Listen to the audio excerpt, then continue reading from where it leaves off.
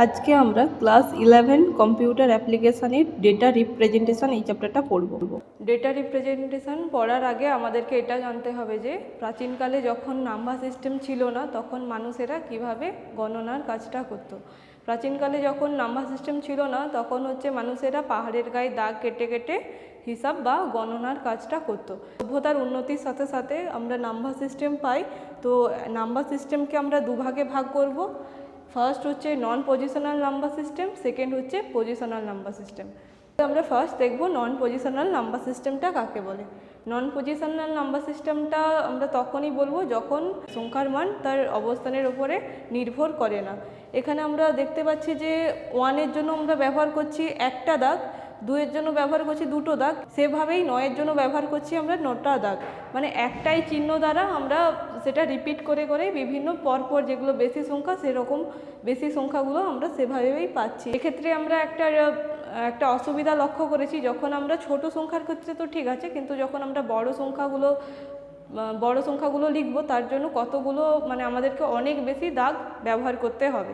তো সেই অসুবিধাটা দূর করার জন্য পরবর্তীকালে এখান থেকেই রোমান সংখ্যা পদ্ধতি আমরা আবিষ্কার করি।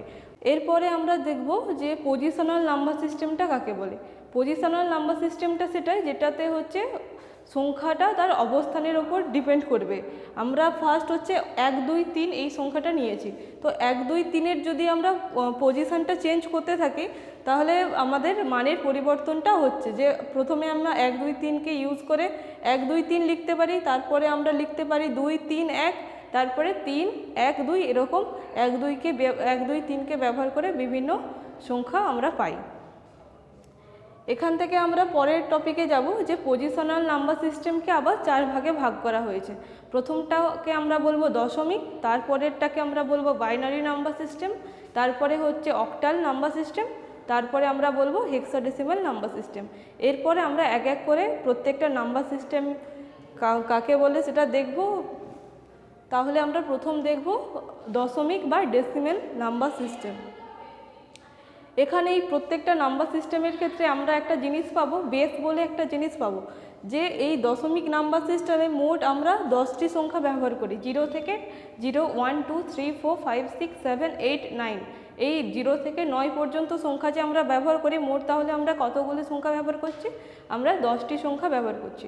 এই যে টোটাল 10, এই 10 নাম্বারটাকে আমরা বলবো বেস।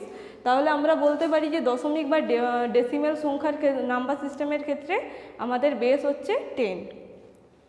ঠিক আছে, তারপরে আমরা পরের নাম্বার সিস্টেমে যাব। পরের বাইনারি নাম্বার সিস্টেম, যেখানে আমরা দশমিকের ক্ষেত্রে দেখেছিলাম যে আমরা টোটাল 0 থেকে 9 পর্যন্ত টোটাল আমরা 10টি সংখ্যা ব্যবহার করেছিলাম, কিন্তু এখানে আমরা শুধুমাত্র দুটো সংখ্যা ব্যবহার করছি, 0 আর 1। এরপরে আমরা আসবো octal number system. Octal number সিস্টেমের ক্ষেত্রে আমরা টোটাল 8টা সংখ্যা, অক্টাল নাম দেখেই আমরা বুঝতে পারছি টোটাল 8টা সংখ্যা ব্যবহার করছি। 0 থেকে 0, 1, 2, 3, 4, 5, 6, 7 পর্যন্ত আমরা 8টা সংখ্যা ব্যবহার করে আমরা অক্টালের প্রত্যেকটা নাম্বারকে রিপ্রেজেন্ট করব।